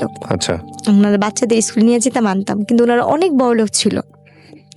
এরপর একদিন ওনার বাচ্চারা অসুস্থ, একটা বাচ্চা অসুস্থ, ওনার ছেলে অপারেশন করবে। ছেলেটার অপারেশন করার সময় তাদের AB নেগেটিভ রক্তের গ্রুপ দরকার ছিল। ওই সময় ওই রক্তটা আমি দিই। আমি বলি যে আমি এই রক্তটা দিব। বলছে কি তোর কি রক্ত এটা?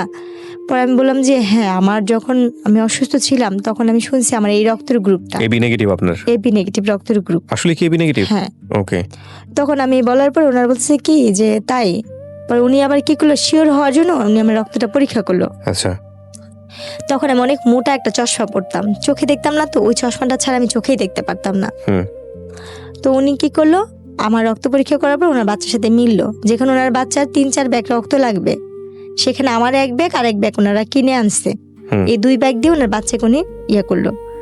তখন ওই যে রক্ত দিয়ে, আমি তো কখনো রক্ত দিই নেই, রক্ত দিয়ে তো সাথে সাথে উঠতে হয় না, কতক্ষণ নাকি রেস্ট নিতে হয়। আমি কি করছি, রক্ত দিয়ে উঠে পড়ছি না, আমার চশমাটা পড়ে গেছে, ভাঙে গেছিল একটা ফ্রেম। তখন আমি অন্ধের মতো হাতা হাতা চশমা খুঁজতেছিলাম। তো ওই জিনিসটা ওই আপুটা ফলো করে বলতেছে কি তুই কি চশমা ছাড়া চোখে দেখিস না? আমি আপা আমি তো চশমা ছাড়া চোখে দেখি না। বলছে কতদিন ধরে এরকম?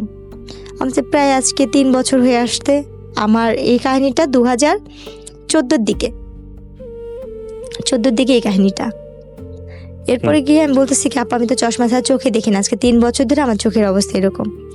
পরে উনি না দেখে বলছে তুই কোনো ডাক্তার দেখাইছিস? আমি ডাক্তার দেখাইছি, ডাক্তাররা আমাকে অপারেশন করতে বলছে আর কি যেন পরীক্ষা করতে বলছে, করিনি টাকার জন্য। তখন উনি সাথে সাথে ওনার ড্রাইভারকে ডাক দিল আর ওনার ম্যানেজারকে ডাক দিল, নাম ধরে না। ম্যানেজার আসলো, বলছে ওকে এখনই বাংলাদেশ আইকন সেন্টারে নিয়ে যাও ধানমন্ডিতে। আচ্ছা। নিয়ে ডাক্তার দেখো ওনারা কি বল। আমাকে ওইখানে সাথে সাথে ওই মুহূর্তে আমাকে ওইখান থেকে জুস টুস খাওয়ায়া পানি টানি খাওয়া আমাকে নিয়ে গেল ডাক্তারখানে। নিয়ে যাওয়ার পরে ওখানে আমি আমার চোখ পরীক্ষা করে, এরপরে কি করছে ওনারা আমার সবকিছু করা শেষ, অপারেশন করা শেষ, ওনারা আমাকে খুশি হয়ে জায়গা কিনে দিবে। আচ্ছা। ওনারা আমাকে একটু জায়গা কিনে দিবে। বাড়িতে আপনি আছেন আর কি? হ্যাঁ, না আমি ওই বাড়িতে নেই, তাহলে শুধু একটা জায়গা শুধু পড়ে আসছে। না কিন্তু যাদের আপনি টাকা দিয়ে হেল্প করলেন ওরাই তো আপনাকে টাকা কিনে জায়গা কিনে দেওয়ার কথা বলছে। আমি সেটাই বলতে যাচ্ছি। হ্যাঁ। যে দেশে আমি কাজ যাদের রক্ত দিচ্ছি, যাদের আলটিমেটলি আপনার আপনার সব গল্প তারা জানে যে কিভাবে কি হয়েছে, তো ওরা আপনাকে একটা জায়গা কিনে দিবে। হ্যাঁ, ওরা আমাকে একটা জায়গা দান করলো। আমার চোখের অপারেশন করার শেষ দিয়ে ওরা আমার একটা জায়গা কোথায় এটা দান করলো, এটা হচ্ছে ড্যামরা ইস্ট হেডকোয়ার্টার দিকে। আচ্ছা, কতটুকু জায়গা? 2 কাঠা। 2 কাঠা। আচ্ছা, আপনাকে একদম আপনার নামে লিখে দিয়েছে? সম্পূর্ণ আমার নামে লিখে কাগজপত্র করে দিয়েছে, দান করছে এটা আমাকে ওনারা। ওকে। আমার রেজিস্ট্রেশন দান করার পরে তো ওনারা আমাকে আর খুশি আর কিছু টাকা দিচ্ছিল, আর 2 লাখ টাকার মতো ওনারা আমাকে টাকা দিচ্ছিল, এটা দিয়ে তুই কিছু করিস, পড়াশোনা কর বা কিছু কর। ওনারা দেশের বাইরে সবাই চলে গেছে, আমার সাথে আর কোনো সম্পর্ক নেই, তারা চলে যাবে। ওনারা দেশের বাইরে চলে গেছে, যাওয়ার আগে আপনাকে হ্যাঁ এটা খুশি হয়ে দিয়ে গেছে।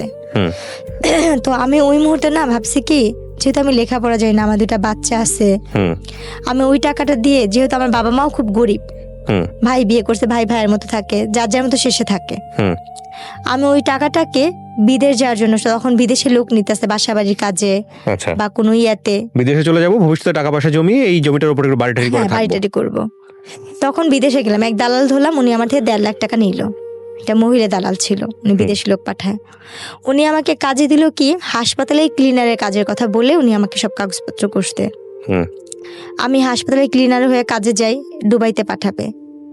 সেখানে গিয়ে আমার সাথে আরেক ইয়া ঘটে, আমার নসিবটাই এরকম। ওখানে যাওয়ার পরে আমি একটা ভার ডান্সারে পড়ি, ভার ক্লাবে। উনি আমাকে এয়ারপোর্ট থেকে বলতেছে, তুমি অমুকের বোন না? আমি বলছি হ্যাঁ।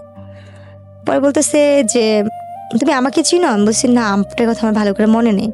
বলছি তোমার না বিয়ে হয়েছিল, এরকম এরকম হয়েছিল? আমি বলি হ্যাঁ আমার হয়েছিল এরকম, কিন্তু এখন তো সেটা নাই। বলছি তুমি এখানে আসছো কেন? উনি আমাকে ডিটেলস পরে বলেছে আমি একটা ভার ক্লাবে আসছি। তখন আমি তার হাত পা ধরে কান্না করতেছি, ভাই আমি তো এই কাজে আসিনি, আমি তো অন্য কাজে আসছি। বলছে আল্লাহ, তুমি এই কথা আগে জানতা না? বলছে না। তখন উনি কি করলো, ওইখানের একটা মেয়ে ছিল ডান্সার, ওই আপুদের 2টা আপুকে বললো যে দেখ ও কিন্তু যাই না আসে নাই, মালিকের বউ কিন্তু অনেক মারবো, ও যদি ক্লাবে না যেতে পারে বা ইয়া করে ওটা ব্যবস্থা করিস। এখন আমি স্টেজে উঠবো না, আমি কান্নাকাটি করতেছি, আর আমি সেরকম পোশাক নিই, আমি তো হাসপাতালের চাকরির জন্য 3 পিস নিচ্ছি আমার, আর ওখানে হয়েছে লেহেঙ্গা স্কার্ট টিস্কার্ট পরে নাচতে হয়, সেটা আমি তো নিইনি। তখন ওই মুহূর্তে আমার যে স্বামী, উনি ওই মালিকের বউকে বলে কি ওরে উঠায় না, যে টাকা লাগে আমি দিব, ওকে রাখেন। তো উনি বলছে কি না আমি করে ধুয়ে পানি খাবো? বলছে না আমি দিব ভাই। বলার পরে বলছে ঠিক আছে। তো 2 দিন আমি ভালোই ছিলাম, কিছু করে না। 2 দিন পর ও টাকা দেয় না, এখন আমাকে মারধর করতেছে, উঠাবে। ও আমার সাথে কি বড় বেমানিটা করতে, আর মানুষকে বিশ্বাস করে যে প্রতারণা করে, যেটা আমার মতো আর কেউ যেন না করে। আমি ওখানে যাই, ওই আপুগুলো আমাকে বলে যে দেখো তোমার তো এখানে আসতো, তুমি এক কাজ করো, 3 মাসের ব্যাপারই তো, এখানে শুধু নাচতেই হয়, খারাপ কিছু না, তুমি শুধু ডান্স করো, এখানে ডান্স করলে তুমি তোমার একটা পারিশ্রমের যে একটা ফল এটা নিয়ে যেতে পারো, এখানে তোমার অনুমতি ছাড়া কোনো খারাপ কাজ হবে না। দুবাইতে এরকম কোনো নিয়ম নেই। কিন্তু আমি বুঝি নাই ভাইয়া, আমাকে যে আমার স্বামী যেটা বলছে আমি সেটা, উনি বলছে কি এখানে নাচলেই তুমি খারাপ হইব। আমি ওই জিনিসটাই ধরেছি যে আমি তো একবার তো অনেক কিছু দেখে আসছি খারাপ জগতের, আমি তো আর কোনো কিছু করতে চাই না, বা আমি তো আমার নিজের দেহটাকে বিক্রি করা ছাড়া সবকিছুই করছি, জীবনে অনেক ধরনের মোকাবেলা করে আসছি, আমি আর কিছু করতে চাই না, আমি একটু সৎভাবে বাঁচতে চাই, সেটা পরিশ্রম করে 1 টাকা হইলে আমি নিয়ে খাবো। তখন আমি না ওর হাতে পায়ে জড়া ধরলাম যে ভাইয়া আমাকে এখান থেকে পাঠা দেওয়ার ব্যবস্থা করেন না, আমার বাবা মার কাছে আমার 2 কাঠা জায়গা আছে, আমি সেটা বিক্রি করে আপনাকে টাকা দিব দরকার হয়। এই কথাটা আমি ওকে নিজে থেকেই বললাম যে আমার 2 কাঠা জায়গা আছে, আমি বিক্রি করে দরকার আপনাকে টাকা দিব। তখন ও চুপচাপ থেকে তারপর দিন আমাকে বলতেছে তুমি যদি এখান থেকে বাঁচতে চাও তোমাকে আমার বিয়ে করতে হবে, আমাকে যদি তুমি বিয়ে না করো তাহলে তুমি এখান থেকে বাঁচতে পারবে না। তো এইভাবে ফুসলায় আপনাকে বিয়ে করে। হ্যাঁ, ও যখন ওইখানে বলছে আর আমি তো এখানে অসহায়ের মতন, তখন আমি না আমার মার সাথে এই কথাগুলো কথা বলতে, আমার তো ফোন নাই, ওরে বললাম যে আমার মার সাথে একবার কথা বলতে দেন না, কেউ আমার মার সাথে যোগাযোগ করতে দিল না। আমি একটা জিনিস সংক্ষিপ্ত করে ফেলতেছি এখন, কারণ আমি জানি আপনার এই গল্পটা কোন দিকে যাবে। আমি খুব শর্ট করে নিয়ে আসি, যাতে আমাদের দর্শকরা যারা এতক্ষণ ধরে দেখছেন বা শুনছেন তাদের একটু প্রেসাইজ করতে সুবিধা হবে। এই লোকটাকে আপনি বিয়ে করেছেন, শুধু বিয়ে না, আপনি বিয়ে করার পরে দেশে চলে এসেছেন, এবং এই লোকটার উরসজাত একটা বাচ্চা এখন আপনার আছে, যে বাচ্চার বয়স কত? বাবুটার ফেব্রুয়ারি 14 তারিখে আসলে 2 বছর হবে। আপনি এই লোকটাকে বিয়ে করে দেশে আসছেন, সে কি আর দেশে আসছিল? ওনাকে যখন আমি দুবাইতে বিয়ে করি, উনি দুবাই নিয়মে বিয়ে করার পরে আমাকে বাংলাদেশে পাঠা দেয়, এবং আমি বাংলাদেশে চলে আসার পরে আমার বাবা মা বলছিল যে এই লোকটা ভালো হবে না, খারাপ হবে। তখন আমার বাবা মা অন্য জায়গায় বিয়ে ঠিক করে, এবং অন্য জায়গায় যেখানে বিয়ে ঠিক করে সেই ছেলেটা আনম্যারিডই ছিল। আমার প্রথম বিয়ে, এবং আমার তখন কি আপনি কনসিভ আপনি জানতেন যে আপনি কনসিভ করেছেন? তখন আপনি জানতেন ছিল না, ওর ফ্যামিলির সাথে কি আপনার যোগাযোগ হয়েছে? হ্যাঁ, ওর বাবা ফ্যামিলির সাথে যোগাযোগ আছে? ওর বাবা মা সবাই আমাকে নিয়েছিল এবং ওর বাবা মার আগের বিয়ের কথাটা জানে না, পরবর্তীতে জেনেছে? পরবর্তীকাল তারা নাকি শোনা শুনছে, কিন্তু এটা আমার হাজবেন্ড কখনো ফেস করে নাই। এটা সম্পূর্ণ সে গোপন আপনার এখন রাখছে। বাচ্চা আছে, আপনার হাজবেন্ডের সাথে আপনার যোগাযোগ আছে? উনি আমার বাচ্চাকে 3 মাসে পেটে রেখে বাইরে চলে গেছে, আমার দেখেও নাই কখনো? না, আজ পর্যন্ত দেখেন না। আমার গয়নাগাটি লাস্ট পর্যন্ত যে যোগাযোগ হয়েছে আপনার সঙ্গে, তখন কি বলে আপনার হাজবেন্ড? লাস্ট কবে যোগাযোগ হয়েছে? কথা হয়েছে যেদিন আমার ছেলেটা হয়েছে, ঠিক সেই দিনই। 14 ছেলের বয়স কত? বাবুর হয়েছে ফেব্রুয়ারি 14 তারিখ, আসলে পুরো 2 বছর হবে। তার মানে আপনাদের ডিভোর্স হয়নি এখন পর্যন্ত? তাহলে এই ভদ্রলোক সম্পর্কে আমি ইনডিটেল কোনো কিছুতে আনতে চাচ্ছি না, যেহেতু আপনি এখনো তার ওয়াইফ। তো এই গল্পটা আপনি এখন বললেন, আপনার কি ভরণ পোষণ সে দেয়? সে আমাকে কোনো ধরনের সাহায্য, টাকা পয়সাও দিচ্ছে না এবং আমার বাচ্চার কোনো দায়িত্বও নিচ্ছে না। আপনি কোনো মামলা করেছেন তার এগেইনস্টে? না, আমি তার সাথে সংসার করতে চাইছি বিধায় কোনো কিছু করিনি, কিন্তু তাকে আমি অনেক ধরনের হাতে পায়ে ধরে রিকোয়েস্ট করতেছি, ফোন দিচ্ছি।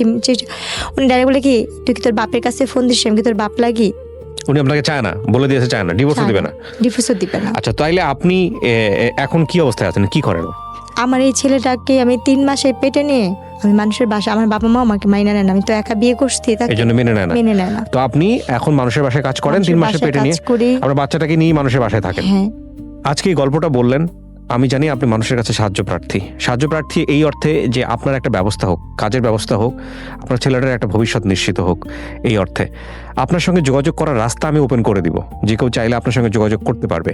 কিন্তু আপনি যে কারণে মানুষের বাসায় যান না কাজ করতে বা কাজে নেয় না, ঠিক একই সমস্যা কিন্তু এখানেও তৈরি হবে। আপনি কি বুঝতে পারছেন আমার কথাটা? আপনি আমাকে এটা বলছিলেন, বলছেন না, 1 বছর ধরে আমি আপনাকে বলছি। 1.5 বছরের প্রায়। হ্যাঁ, বলছি। আমার কিন্তু বাবুকে 3 মাসের থেকে শুরু করে আমি আপনাদের এখানে অনেক ফোন দিছি, অনেক যোগাযোগ করছি, কোনোভাবে না। তারপর বাবুকে 5 মাসে 6 মাসে নিয়ে আমি এখানে ডাইরেক্ট আসছিলাম।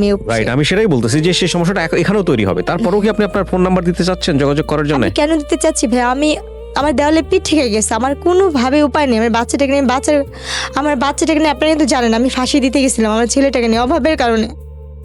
আমার ছেলেটা দুধ খেতে পারে না, আমার ছেলেটা দুধের জন্য কান্না করে, আমি দুধ কিনা খাওয়াইতে পারি না, আমি ভাতের মার খাওয়াই।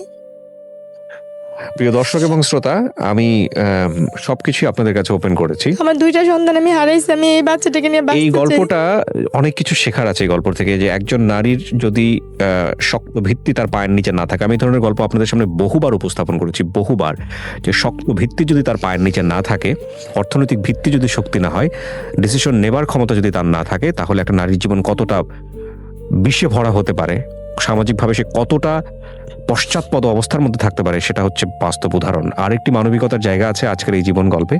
আপনার এই মানুষটির সবচেয়ে বড় যে সমস্যাটি হয়েছে, সে যেখানে কাজ করতে যাবে চেহারায় তার জন্যে কাল হয়ে দাঁড়িয়েছে। আমরা আমাদের এই অনুষ্ঠানে অনেক মানবিকতার উদাহরণ দেখেছি। আমি চাই আমাদের এই বোনটির একটা ব্যবস্থা হোক।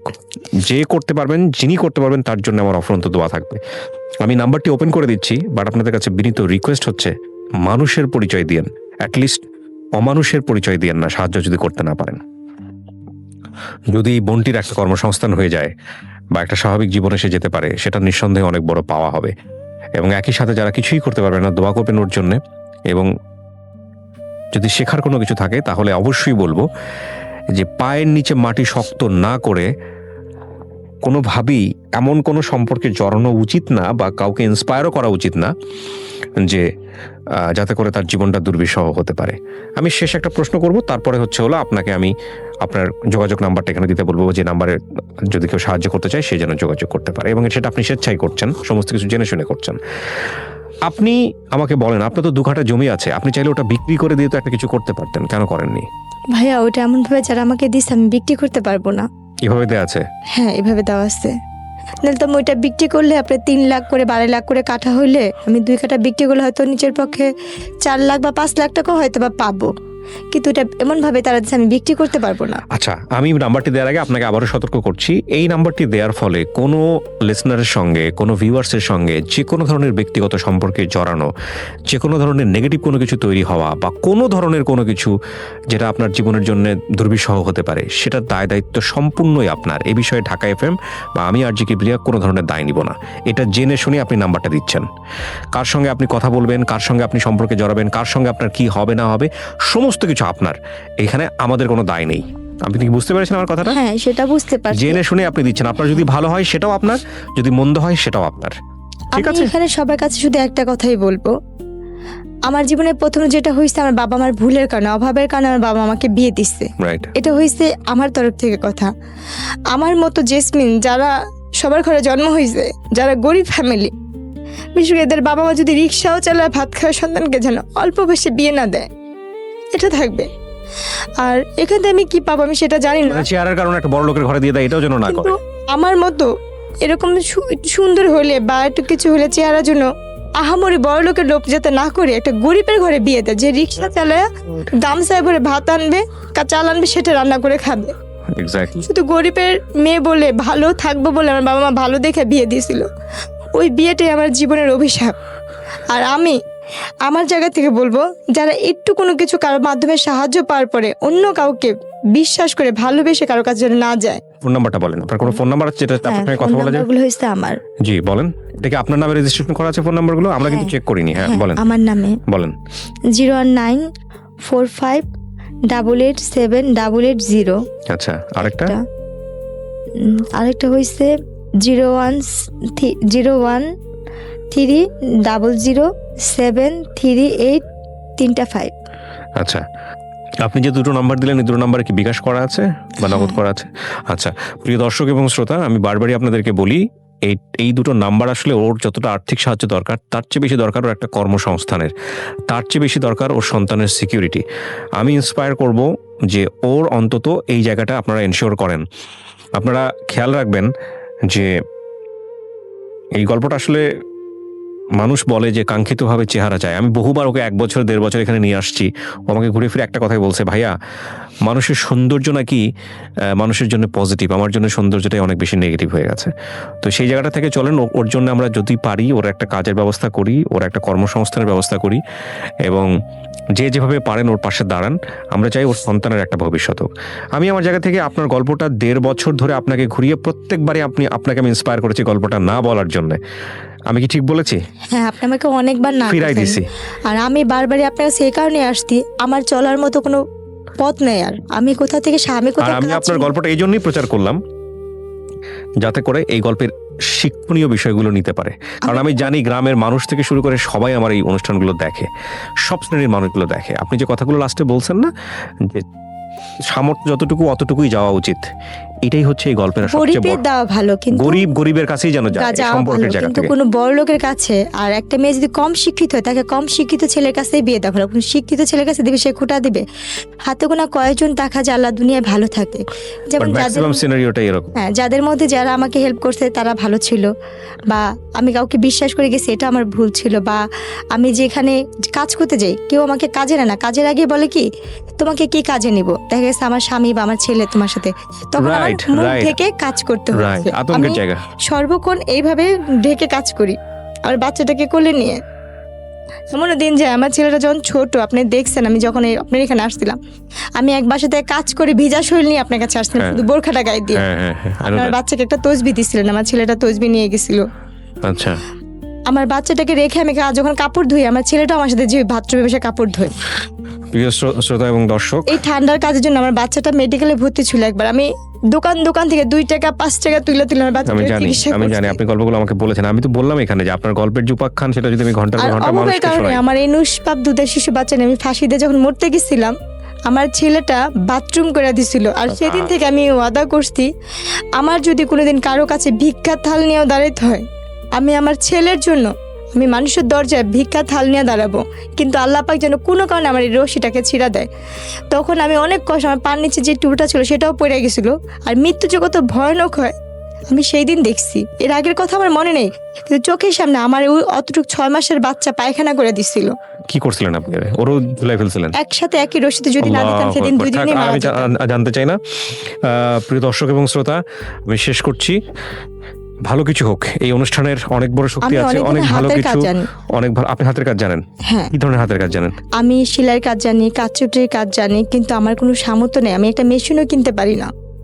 আমি আজকে কয়েক মাসের, আমার 6 মাসে ঘরবার টাকা জোগাড় হয়েছে। এই লকডাউনের জন্য আমি কোথাও কাজ করতে পারি না দেখে আমার ঘরবার টাকাও দিতে পারি না। যতটুক টুকটাক ছিল সেগুলো আমার এখন। আপনার একটা ব্যবস্থা নিশ্চয়ই হবে। ভালো থাকুন প্রিয় দর্শক এবং শ্রোতা। ওর ভাগ্য পরিবর্তন হবেই হবে ইনশাল্লাহ।